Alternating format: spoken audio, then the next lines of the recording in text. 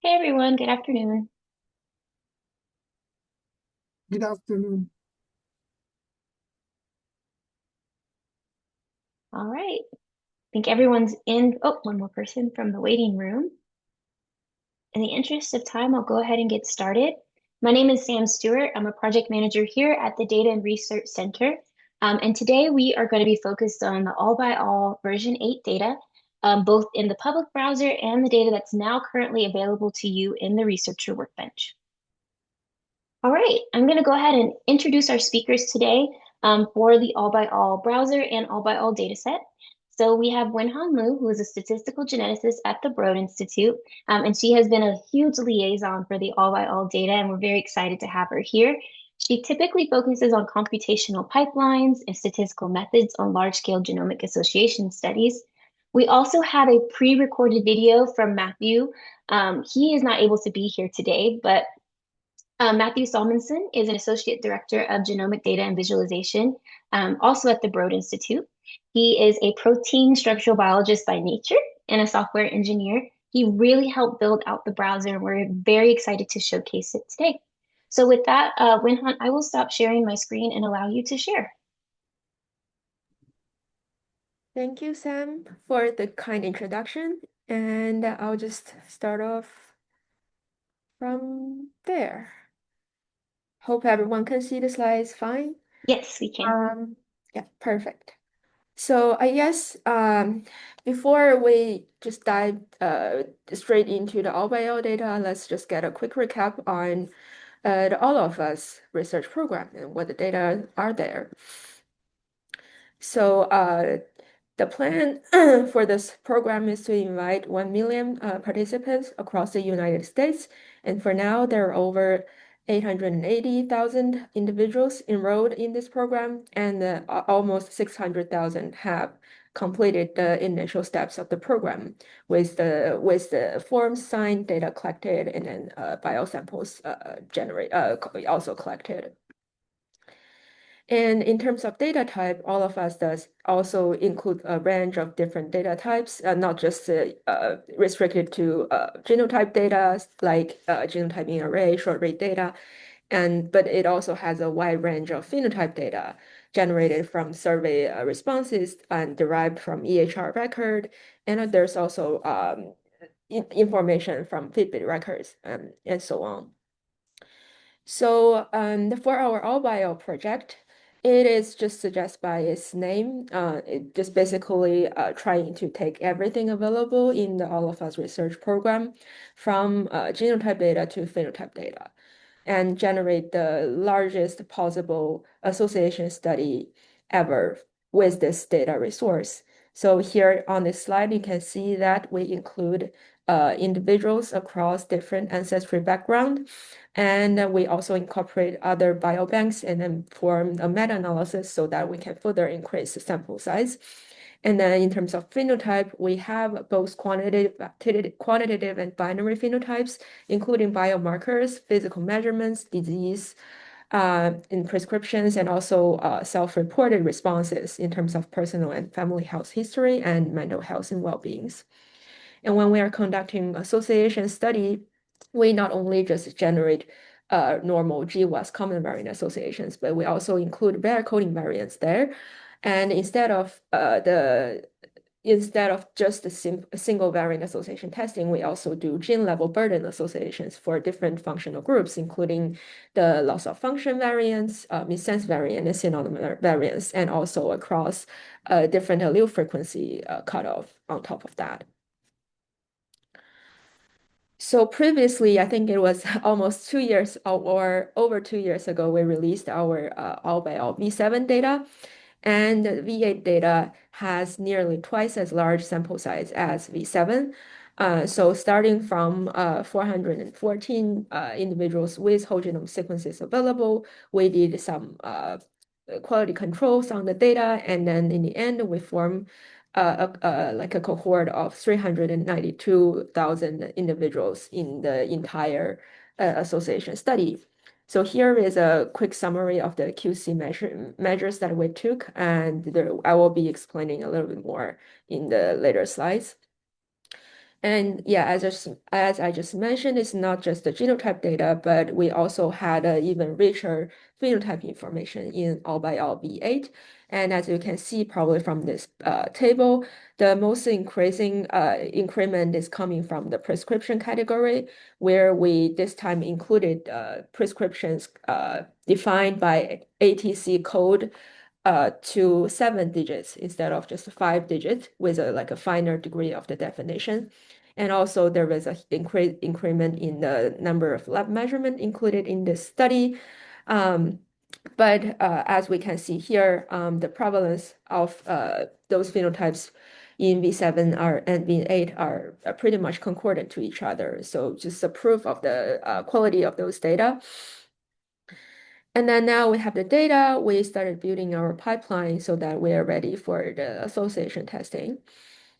So this is a quick snapshot of all the quality control, mostly the first few steps of processing on the phenotype and the sample selections.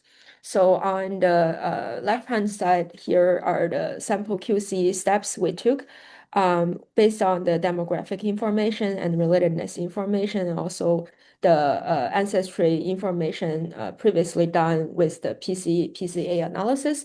We're able to select samples that has a binary sex defined with an age below 100 and without duplicates, and with their ancestry groups pre-specified, and also those are not, and also we keep those samples that are not flagged by the all of us sample QC file.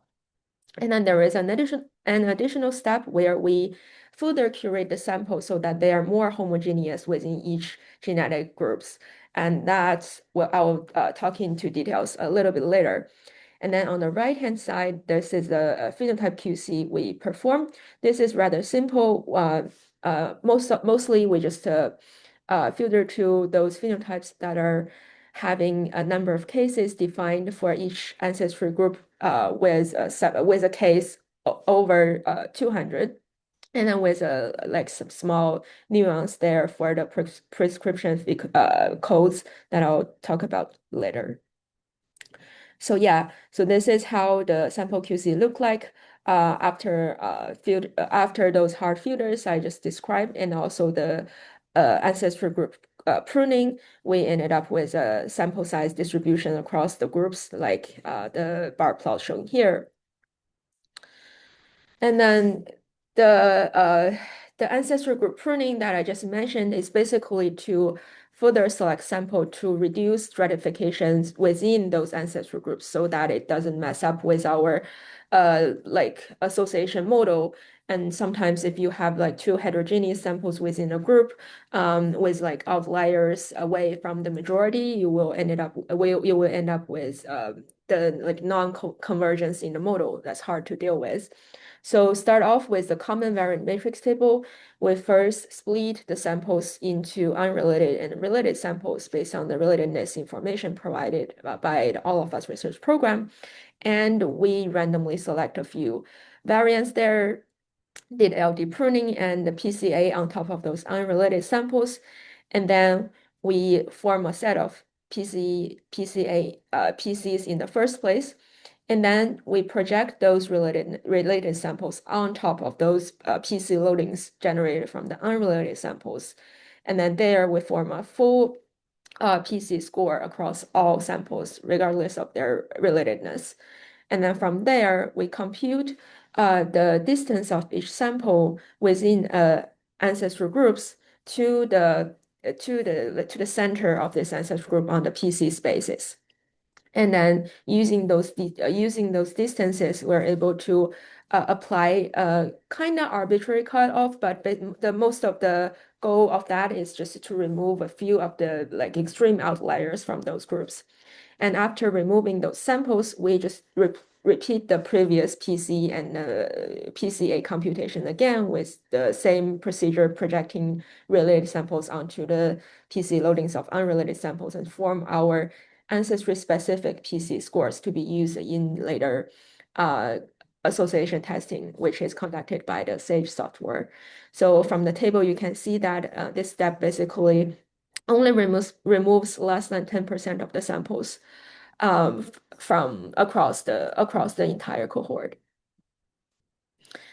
And then, as I just mentioned, in terms of phenotype, we starting from all the phenotypes available in the initial V8 data generation, and then we remove those phenotypes with less than number of cases less than 200 per ancestral groups, and ended up with a phenotype summary like this. And you can see from this bottom matrix, there are many phenotypes that are shared across more than just one genetic groups, which means we have left sufficient phenotypes that can be later used for meta-analyzing across different ancestral groups to further boost statistical power. And then this is the final summary of the number of phenotypes kept across phenotype categories as well as cohorts and ancestral groups. So there are a few notes labeled here.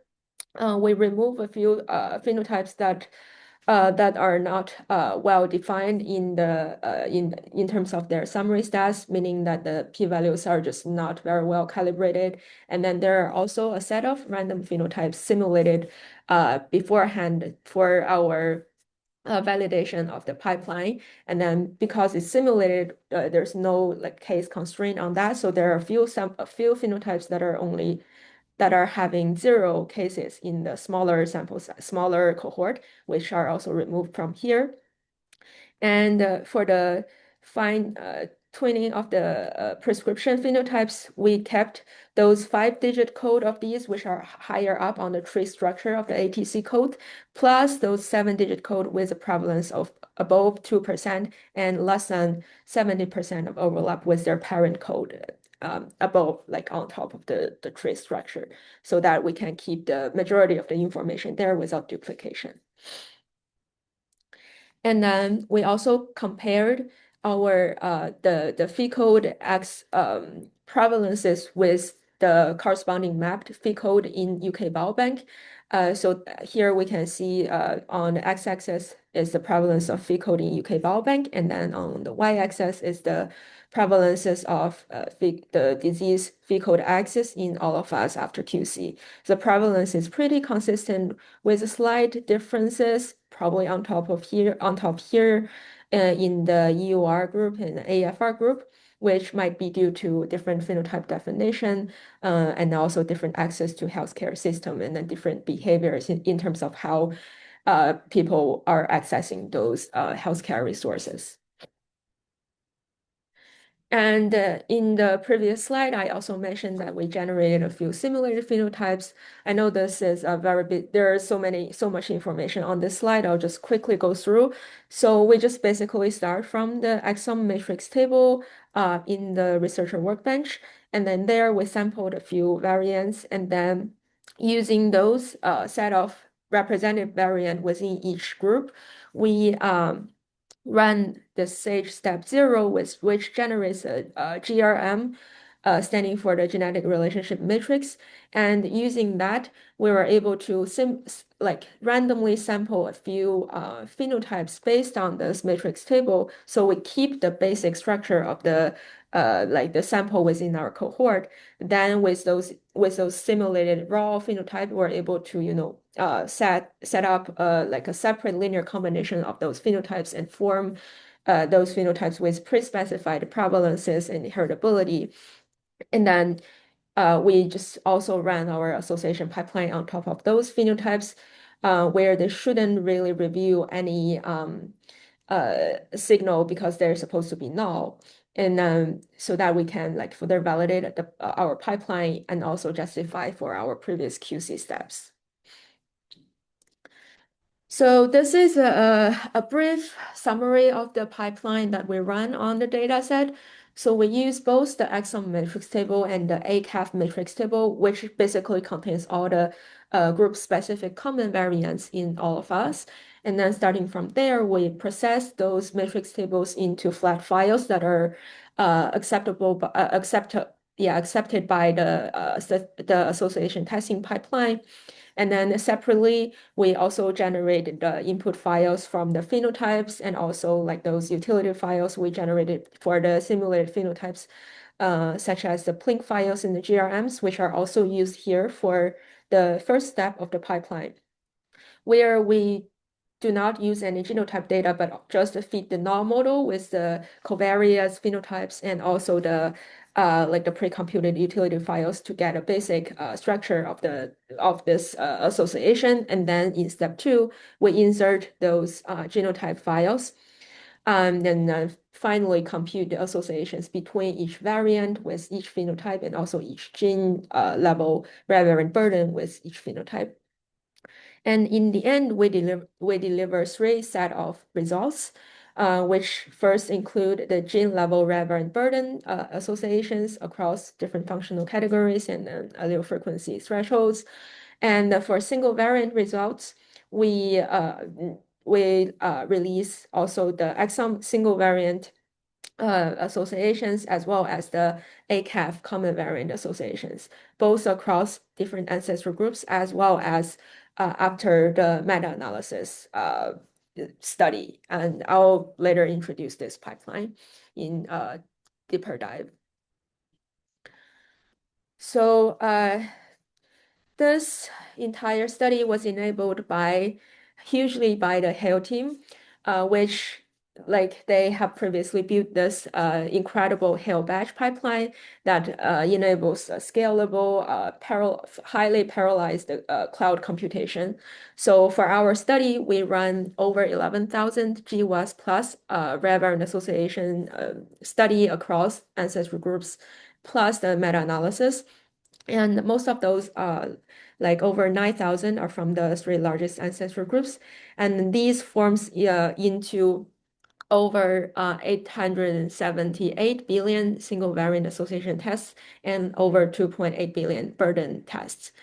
And then those altogether sums up to over 10 million jobs, took over 2 million CPU hours to complete, and in 2 weeks in terms of wall clock time. And now here we can have a quick glance of our association result on the simulated phenotypes that I previously introduced. So here, as you can see from those QQ plot, which plots the expected p-value versus the observed p-value for different ancestral groups. And then this is for just the loss of function burden itself, but we've also checked the distribution for other kinds of tests as well. So here we're showing those simulated phenotypes with a prevalence over 2% and until those quantitative traits. You can see those QQ plot, those dots are like aligning pretty well with the y equals to x line and showing a very well-calibrated distribution for that. Also, it is also reflected by those lambda GCs, which are the genomic control vectors. And they are all very close to 1, as you can see, even for the smaller ancestral groups. But when it comes to the rarer outcomes with a prevalence of below 1%, we are seeing some like deflations and underpowered behavior of those traits for especially those smaller ancestral groups, the Mid-Eastern, East Asian, and etc. And this also kind of justified our previous selection of like picking phenotypes that are having a number of cases above 200 only across different cohort, so that we keep we maintain statistical power and also ensure the quality of our association tests. And then this is a very quick summary of the cost and the CPU hours taken from running those association testing. So this is not meant to be informative, but just to let you know that it's going to be very expensive for you to replicate those results yourself. And we highly recommend you to use our summary stats. And we also release our utility files, every utility file that I just described in the previous slides. And it should be much easier for you to just to customize your phenotype and later run with our own like our pre-generated utility file there. And then there will be a workspace describing the pipeline later being public in the Workbench later. So just stay tuned for that. And just a very quick example here to show that our association testing is actually doing the job. We replicated many previously found results in UK Biobank and also other large-scale biobanks. This example is for the loss of function variant in this gene GIG-YF1, which has previously been found in UK Biobank as to be associated with type 2 diabetes. And then this Manhattan plot is from our result. It's also been highlighted there with a very well-calibrated distribution of the p-values. And across the phenome, we also found it to be associated with not just type 2 diabetes, but also several relevant lab measurements and also prescriptions related to the treatment for type 2 diabetes. Yeah, so I only mentioned that that one piece of result. We've also recently published our preprint. For more result, you can just go check out there. And now I'll just start dive into the data release and then hopefully give you a brief overview of what the data are like and how you can operate on them. So in the All of Us Researcher Workbench, we release our summary stats in two formats. One is the Hill table, and the other is the Hill matrix table. So those are all established on the Hill data structure. And then just a quick introduction, Hill, if someone's not familiar with, it's a very helpful analysis tool for large-scale genomic data processing. So it's basically just a Python module that you can use within the Python script pipeline and Jupyter Notebook, where there are functions that allows for scalable and efficient data processing for like extremely large sample size genotype data and also like actually any large scale data. So Hill table here is basically just any flat file that you can imagine with columns of informations and then a keyed index field inserted so that you can keep the structure of the information there. But Hill matrix table is a table with an extra dimension. So here, this is a quick scheme of the matrix table where you have basically 4 parts. This is the column part. So if you imagine this matrix table as like a genotype matrix, the column table would just be a sample information table where the keys are the sample IDs and then maybe ancestry labels, height, age, sex can be up there. And there is another Hill table which forms the rows. And then this row table in terms of the genotype information would just be variants or genes. So here the keys might just be the locus and alleles. And then there are many other information that can be included there, like variant annotation, also allele frequencies, etc. And then internally, those entries would just be like the combined information for both the columns and rows. And in the genotype matrix, those would be the genotypes themselves, genotype quality, sequencing depths, and so on. And then there is also a global table annotated on top of this matrix table, basically showing some higher level information of the entire table, maybe like data version, something just like that. And you can easily convert a Hill table to a Hill matrix table, and also vice versa through some very simple command line from the Hill database, as shown by this small little cartoon. So yeah, I can just quickly go through this. I have probably already talked about this, but yeah, in this matrix table, you can see the calls and rows, and then within this entries, you can just basically fill out with any information, and then this is just like the genotype information based matrix table that I just described with the columns storing the sample IDs, and the row storing the allele information, and the locus and chromosomes and their corresponding positions. And entries are the genotypes and then the sequencing informations per sample per variant. And then this can be used beyond genotype data, of course.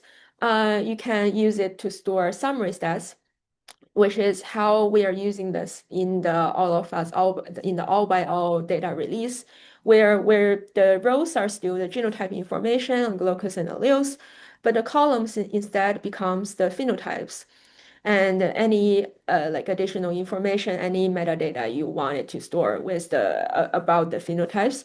And then here the entries, instead of being the genotype qualities, it becomes those association summary stats, including p-values, betas, like allele counts for the specific phenotype in case among cases and controls, and yeah, and etc.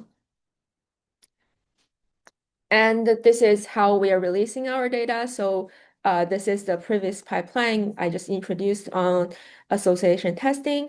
And then we release those summary stats for each ancestral groups merged into matrix tables. So with 3 types of result, we release 18 group-specific matrix tables along with 3 meta-analysis matrix tables for those 3 different types of testing. And for each phenotype, we also release an individual hail table for each ancestral groups. So you can also just check your favorite phenotype individually within just the hail table structure. And that's like easy enough, similar to what a flat file would look like. And now we can just quickly dive into the details of those matrix tables that I just described. So this is basically a zoom in into those all by all result that we are releasing. So here we take AFR as an example. This is basically what we are storing here. In the row table, we have the variant information, and in the column table, we have those phenome names that are released with this data, their number of cases, controls, trait type, whether it's a continuous or binary, and their trait category, and also like some further descriptions, especially helpful for those that are like coded in some like standard coding system. And each entry represents an association test result for one phenotype and one variant.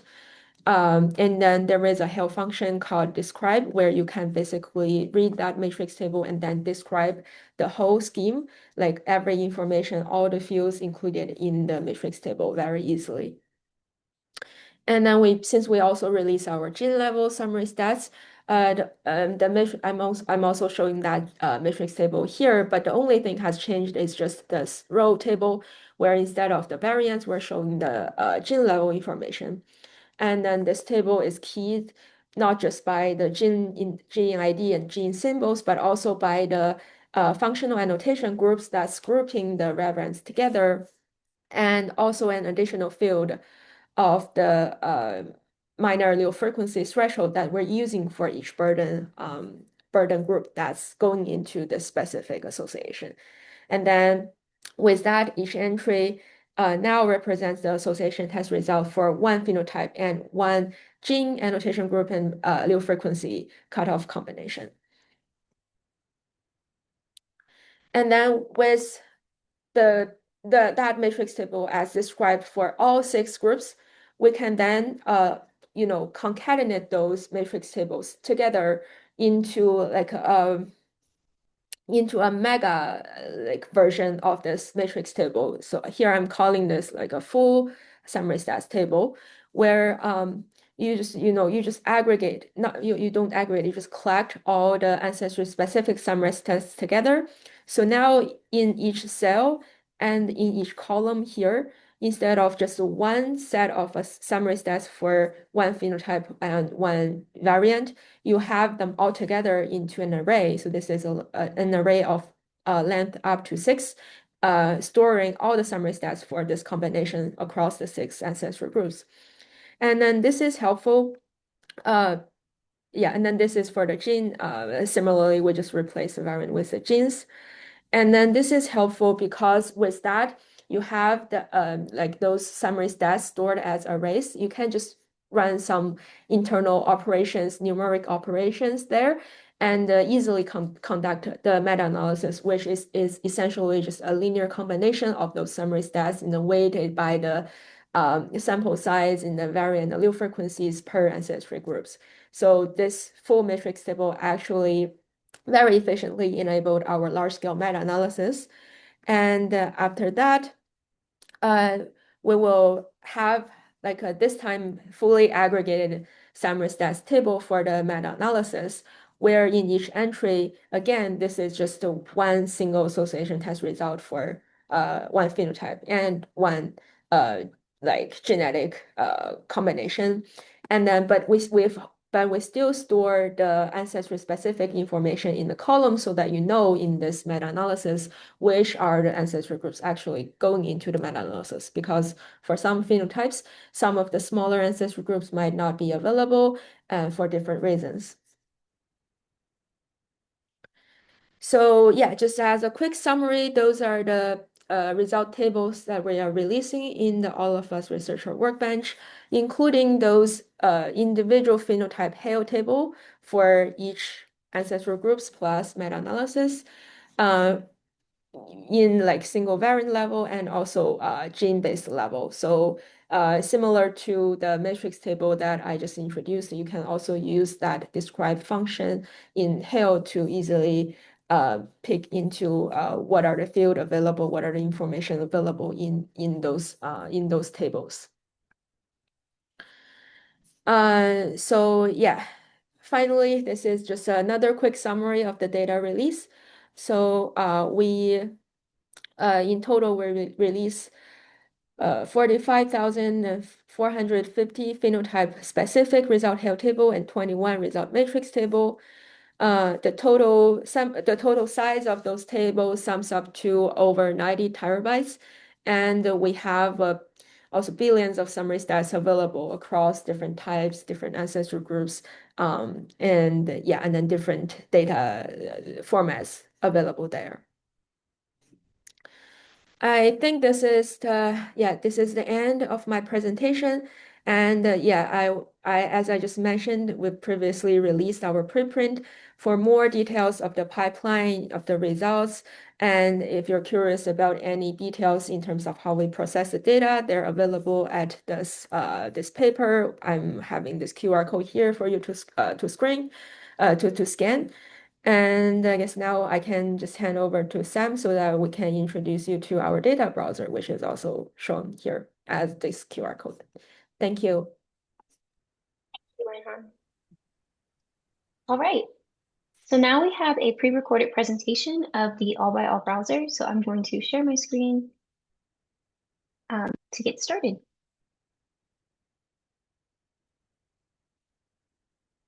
Hi, welcome to my walkthrough of the All by All browser. I'm Matthew Solomonson, the Associate Director of Genomic Data Visualization at the Broad Institute. And this resource maps known and novel associations between genotypes and phenotypes using data contributed by the All of Us research program participants. We have a search bar on the front page where I can search by gene or phenotype. I'll search for alkaline phosphatase. This brings up the phenotype page where I see the description, analysis details, and a Manhattan plot. And this is a new Manhattan plot designed to be the entry point into the phenotype data. We've tried to combine the gene burden results, the exome variants, and the genome variants into a single view. So you can see the individual single variant peaks here. When there's a coding variant, we now show that in the label. And if it's a gene burden result, we show that as a diamond. So this contains everything in one picture. All the peaks and hits are labeled. You can drag these around. If something's not labeled, you can click it and it will appear and rearrange everything, or you can unclick it. There's also a table below with the same information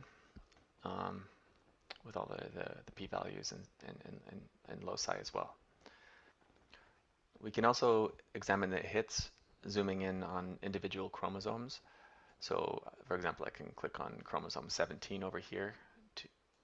This will give you a more zoomed in view of each peak, so it's easier to see and resolve peaks that are really close together. So when I click on one of these, it's going to create a split in the app, and it will show the detailed results of if it's a gene, so like this one, the ASGR1, it's going to show the detailed view of that gene. If it's a peak, like a GWAS peak, if it says like nearest, for example, it's going to show me the region around that peak. So there's a little bit of a distinction between what you're clicking on here. So once we have the app split between the results and the gene, we can go back to focusing on the results by clicking the button up here called results. This will focus the Manhattan plot again. If you want to go back to the split, you press the middle one, and if you want to focus on the gene, you can press that as well. We also have a new dark mode, so if you find yourself working at nighttime, you can use that. The middle button will adapt it to the current system theme.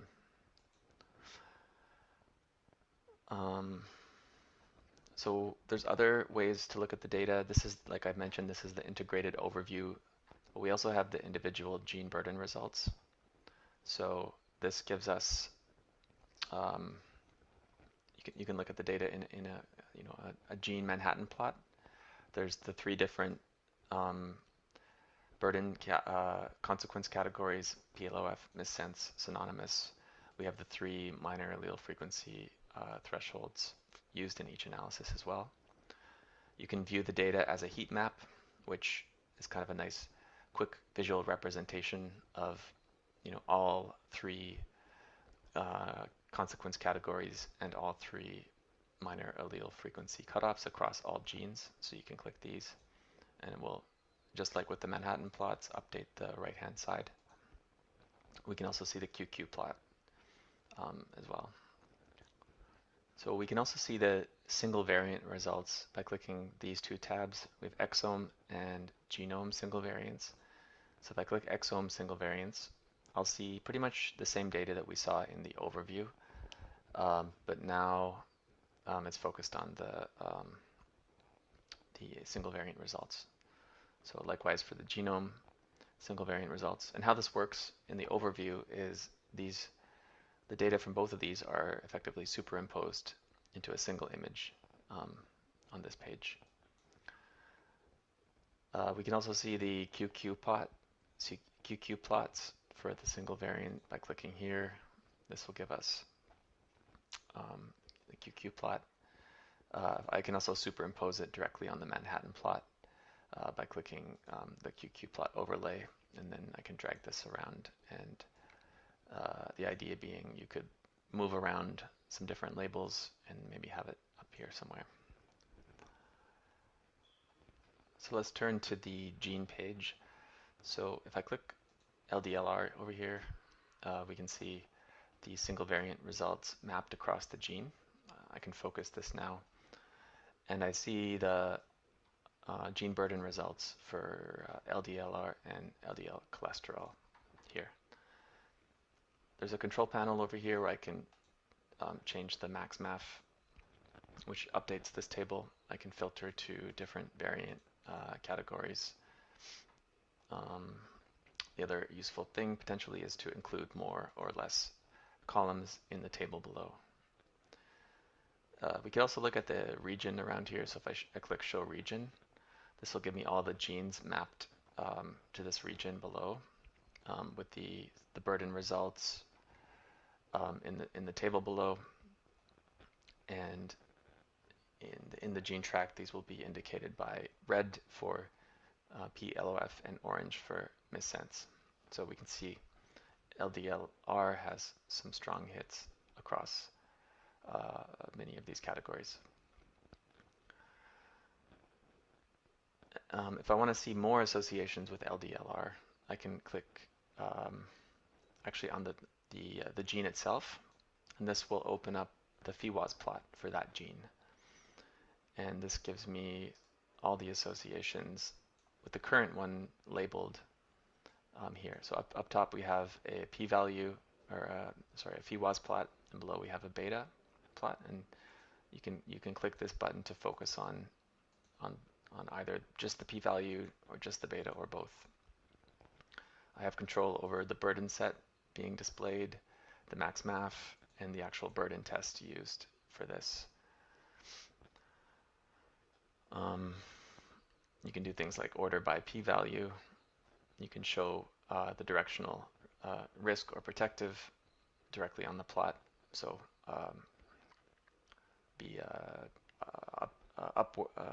right side up triangle for increased risk, or an upside down triangle for protective. We can also disable different categories or enable different categories using this menu. So if I just want to focus on phi code or just lab measurements, I can do that. If you want to label multiple options on this, oops, that kind of cleared everything, but I can go like this to get back what we were looking at. I think we had the directional risk view. So if I want to label multiple phenotypes, I can click this label here, and these can also be dragged around. So you can create kind of a little figure. All right. Going back, I can go back to the split view. I can hide these controls if I want, and I can kind of browse. What does this look like? What does this locus look like for different phenotypes? This is updating the region. But if I want to go back to LDLR, I would click this, and then cycle through these phenotypes. Okay. Yeah, talking a little bit more about the region view. This is navigable, so if I zoom in and out, this will show more of the locus, or I can zoom in to show less, and it should update pretty quickly. You can toggle between the gene burden and the variant view, the individual variants in this locus like that. All right, so now I'll walk through the results pages. So this gives you a global picture of all the results in the browser. So if I hover over top of results, click all phenotypes, I get a significant loci by number of cases kind of plot. You can change like what's on these axes as well, depending on what you're interested in. You can color by trait type or category. You can focus on individual categories as well. So there's also a table. We have all genes. So this is just a big list of all genes in the database you can search through, or you can order by the columns. We have the top gene burden associations across the whole data set. So for each row in this table, it's basically an association between a gene and a phenotype. So this is like the global results list if you want to find out what's the most strongly significant. And you can click these and just browse through, like with the gene phi-was.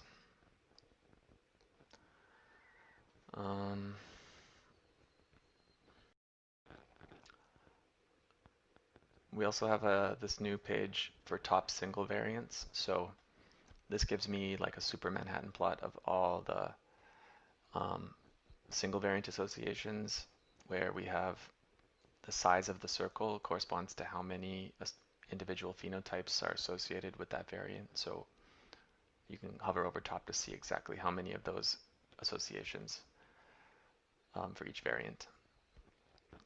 You can focus on different classes like just PLOF, just missense. That's also down here in the table. So yeah, for each row, we're basically talking about association between a variant, usually either in a gene, and then the phenotype. And we have access to the category, the p-value, etc. And so this shows like the top phenotype, but there could be way more other phenotypes as well. I can filter down to different categories. So I think you can zoom in. Yeah. Right. So if we click on one of these, we can see all the associations for this single variant. So here we have one here in CFTR. We get a PheWAS plot, much like the gene plot that I showed earlier, but now we're talking about single variant associations. So if I want to see more about the context of this variant in the gene, I can click this, and it will highlight the gene in CFTR. I can cycle through and see the p-values updated. So this gives me actually the p-values for all variants in the gene, but it'll highlight the one that we're talking about in the PheWAS plot. And you can label multiple things as well. And this is kind of another feature here. We can actually label the variant as well. So if I click this, it will give us like a little annotation on the plot. So if you wanted to screenshot this or something. If we click this clear selected variant, we'll get back like it'll pretty much eliminate the focus on that variant and just give me the associations for the entire gene again. And yeah, clicking through here will basically update the PheWAS for individual variants. And if, again, I can clear this. All right, so I think that concludes the walkthrough. If you have any questions, you can always contact support@researchallofus.org. Yeah, thanks again and have a good one.